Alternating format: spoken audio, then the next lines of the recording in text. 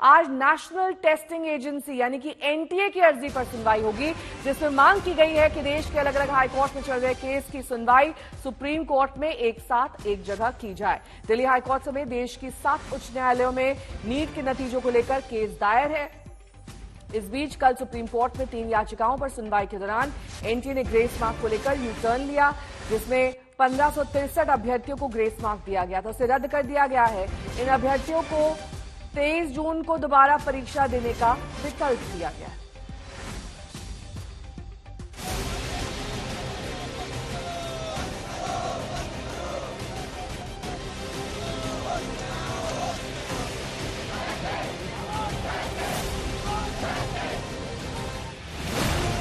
NEET पर बवाल जारी है, छात्रों का गुस्सा थम नहीं रहा। हालांकि काफी हद तक दबावों का असर अब नजर आने लगा है। सुलह के कुछ रास्ते खुलते नजर आ रहे हैं। ग्रेस नंबर देने के फैसले को सही बताने वाली नेशनल टेस्ट एजेंसी यानी एनटीए ने गुरुवार को सुप्रीम कोर्ट में यू टर्न लेकर अपनी पहली गलती मान ली।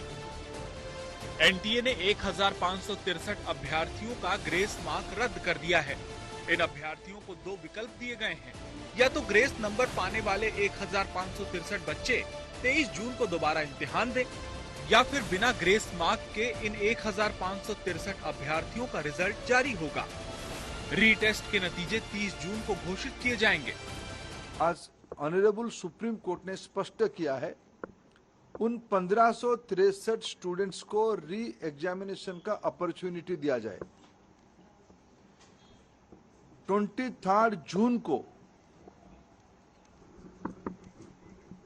1563 स्टूडेंट को दोबारा नीट एग्जामिनेशन का ऑप्शन उनके सामने दिया जाएगा। वो परीक्षा दे सकते हैं, 23 जून को एक बार परीक्षा भी दे सकते हैं, जो चाहेगा। ये आज सुप्रीम कोर्ट के एक बहुत स्पष्टता के साथ ऑर्डर आई है, उसको मैं स्वागत भी करता हूं। अब सवाल है कि क्या इतने भर से न्याय मिल गया? क्या एनटीए पर लगे आरोपों के दाग 1563 बच्चों के दोबारा इम्तिहान से धुल जाएंगे? क्या नीट परीक्षा की पवित्रता पर उठा प्रश्न खत्म हो जाएगा? मानना तो यही है कि हमारी ये छोटी सी तो जीत है आज की डेट में, कि उन्होंने आके ये चीज कोर्ट में मानी कि हाँ ग्रेस मार्क्स गलत तरीके से दिए गए थे। उन्होंने एक कमेटी बनाई और उन्होंने सारा कैंसिल करके फिर से एग्जाम करवाने के लिए बोला है। नेशनल टेस्टिंग एजेंसी है, कितनी बड़ी हार है हम सबकी। किसी की जीत नहीं हुई है, आज ही सबकी हार हो गई है। वो बॉडी जो इतने बड़े बड़े एग्जाम कराता है, वो आके पहली हियरिंग के अंदर एग्री कर जाता है कि मैंने ये स्टेप गलत लिया था, और 24 घंटे पहले वो स्ट्रांगली इस चीज के लिए पब्लिक डोमेन में कह रहा था कि हमने सब सही किया है। तो क्या हर मुद्दे के लिए हमें हाईकोर्ट या सुप्रीम कोर्ट पहुंचना पड़ेगा? ऐसी कितनी डिस्पेरेंसीज है उनके अंदर। हमें अभी भी एक जांच कमेटी की मांग करते हैं, जो अब तो जांच बनती है इनकी, क्योंकि आके पहली बार में एग्री करते हैं कि हमने गलत किया था। ग्रेस नंबर का कॉन्सेप्ट ही पूरा एब्सर्ड है। पहली हियरिंग के अंदर ये चीज प्रूव हो जाती है। इस बीच आज नीट रिजल्ट विवाद को लेकर सुप्रीम कोर्ट में एक अहम अर्जी पर सुनवाई होनी है। नीट धांधली के आरोप में दिल्ली हाईकोर्ट समेत 7 हाईकोर्ट में दायर याचिकाओं को सुप्रीम कोर्ट में ट्रांसफर करने की अपील एनटीए की तरफ से कल की गई। इस पर आज सुप्रीम कोर्ट में सुनवाई होगी। दिल्ली से संजय शर्मा के साथ आज तक ब्यूरो।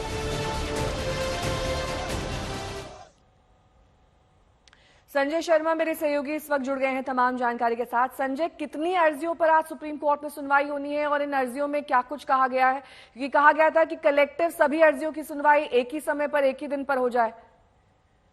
जी हाँ, बिल्कुल, आप बिल्कुल सही कह रही हैं। लगभग 7 अर्जियां सुप्रीम कोर्ट में लगी, जिसमें 3 एनटीए की तरफ से हैं। एनटीए ने, नेशनल टेस्टिंग एजेंसी ने 3 जगह की याचिकाएं, ट्रांसफर पिटीशन लगाई हैं, जिसमें उन्होंने कहा है कि यहाँ के हाईकोर्ट में जो अर्जियां डाली गई हैं उनको एक जगह सुप्रीम कोर्ट अपने पास मंगा ले, एक जगह सुनवाई हो, एक जगह आदेश पारित हो, जिससे कि अलग अलग हाई कोर्ट में सुनवाई होने से अलग अलग विचार होते हैं, पीठों के अलग अलग दलीलें दी जाती हैं, तो उससे आदेश भी अलग अलग आते हैं और उसके बाद जो एस्पिरेंट्स हैं उनमें भ्रम की स्थिति ज्यादा बढ़ती है। बेहतर यही होगा कि ट्रांसफर पिटीशन को एक्सेप्ट किया जाए और एक ही जगह इस मामले की सुनवाई की जाए। तो ऐसा शुरू में भी, पहले भी ऐसा होता रहा है कि अगर किसी के खिलाफ अलग अलग हाई कोर्ट में, अलग अलग राज्यों में एफआईआर या मुकदमे दर्ज होते हैं तो वो ट्रांसफर पिटीशन लगाते हैं और अमूमन transfer petition supreme court accept कर लेता है, क्योंकि सुप्रीम कोर्ट को पता है कि न्याय के हित में एक जगह ही सुनवाई होना और एक जगह आदेश और निर्णय आना वो ज्यादा सही होता है, उपयुक्त होता है। तो उम्मीद की जा रही है कि इनकी अर्जी तो मंजूर हो जाएगी। लेकिन बड़ा सवाल यह है कि क्या अवकाशकालीन पीठ इसे 8 जुलाई के लिए शिफ्ट करती है, इसकी तारीख तय करती है, या आज ही एक्सेप्ट करके और ये कह दिया जाता है कि जो उपयुक्त समुचित पीठ होगी वो इस मामले में सुनवाई आगे करेगी। तो ये देखने वाली बात होगी। इसके अलावा 3 याचिकाकर्ताओं की याचिकाएं भी हैं जो इस 2 दिन में दाखिल हुई हैं, तो उनको भी मुझे लग रहा है कि सुनवाई के लिए आएंगी, तो उसे भी मुख्य याचिका के साथ टैग कर दिया जाएगा। ठीक है, बने रहिए हमारे साथ, क्योंकि जब सुनवाई शुरू होगी तब इस मामले में अपडेट्स हम आपको देंगे। एक बार फिर से बात नीट परीक्षा ही करेंगे, क्योंकि इस विवाद में अब सिर्फ छात्रों का विवाद नहीं रहा है, इसमें सियासत भी शुरू हो गई है। विपक्ष के आरोपों का जवाब देते हुए शिक्षा मंत्री धर्मेंद्र प्रधान बरस पड़े। उन्होंने कहा कि विपक्ष के पास कोई मुद्दा ही नहीं बचा है। 26 लाख देश के नौजवान बच्चे, उनके भविष्य के साथ धोखा हुआ। और अगर सुप्रीम कोर्ट कहते हैं काउंसलिंग नहीं रुकेगी, तो जब काउंसलिंग ही हो जाएगी, उन मार्क्स के आधार पे बच्चों को कॉलेजों के अंदर सीटें मिल जाएंगी, तो फिर इस इन्वेस्टिगेशन का क्या फायदा होगा? क्या फिर आप उस बच्चे को जो ऑलरेडी कॉलेज में चला गया उसको उससे वापस ला सकते हो? ऐसा नहीं किया जा सकता। तो काउंसलिंग ना रोक के अगर गड़बड़ हुई है तो उस गड़बड़ का हम निपटारा ही नहीं कर रहे। दूसरी बात, जिस तरीके से केंद्र सरकार डिफेंसिव है, साफ दिख रहा है कि इसके अंदर एक बड़े लेवल पे गड़बड़ियां हुई हैं। देखो, विपक्ष के पास कोई मुद्दा है नहीं। चुनाव में हार के बाद उनके मन में एक इधर उधर की मुद्दा की तलाश में है। वो ईवीएम के पीछे कभी पड़े थे, कभी और कुछ लोगों को काम पे लगाए थे। ये भी ऐसा उनको लग रहा था कि एक मुद्दा मिल जाएगा, लेकिन जब आज परामर्श और रिकमेंडेशन कोई भी दे, फाइनली जजमेंट तो सुप्रीम कोर्ट ने ही तो दिया ना। संजय शर्मा मेरे सहयोगी जुड़े हुए हैं तमाम जानकारी के साथ। संजय, लाख इससे धर्मेंद्र प्रधान ये कहें कि ये कोई मुद्दा नहीं है, लेकिन अगर वो बिना जांच के किसी भी टेस्टिंग एजेंसी एनटीए को क्लीन चिट देते हैं तो जाहिर तौर पर उंगलियां उठेंगी, और यही सवाल विपक्ष ने भी खड़े किए हैं। मुद्दा तो सिर्फ सरकार तय नहीं करेगी ना कि मुद्दा क्या है। मुद्दा तो देश की आम जनता तय करेगी, जो एस्पिरेंट्स हैं वो तय करेंगे, जो असंतुष्ट लोग हैं वो तय करेंगे। और यही वजह है कि मुद्दा है, तभी सुप्रीम कोर्ट लोग गए हैं, सुप्रीम कोर्ट में अर्जियां दाखिल की हैं। तो इसलिए ये कहना कि मुद्दा नहीं है, ये मुझे अभी भी लगता है कि सरकार ये तय नहीं करेगी क्या मुद्दा है क्या नहीं। सरकार को जवाब देना चाहिए, सरकार को लोगों को संतुष्ट करना चाहिए, और सरकार को ये बताना चाहिए कि जो कदम, जो बयान उन्होंने दिए हैं उसके पीछे क्या वजह है, उसके पीछे आधार क्या है।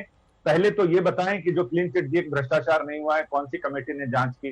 देश को उम्मीद भरी निगाहों से सरकार की ओर देख रहे हैं, क्योंकि सरकार ने कहा था कि हमारी सरकार में मिनिमम गवर्नमेंट और मैक्सिमम गवर्नेंस है, पारदर्शिता है। तो उस पारदर्शिता का तकाजा यह है कि सरकार ये बता दे कि कौन सी एजेंसी ने, किस कमेटी ने जांच की, किसने उसे नियुक्त किया, क्या किन ग्राउंड्स पर जांच की गई, कौन से मानक तय किए गए जिस पर जांच की गई है, और उसकी विस्तृत रिपोर्ट क्या आई है।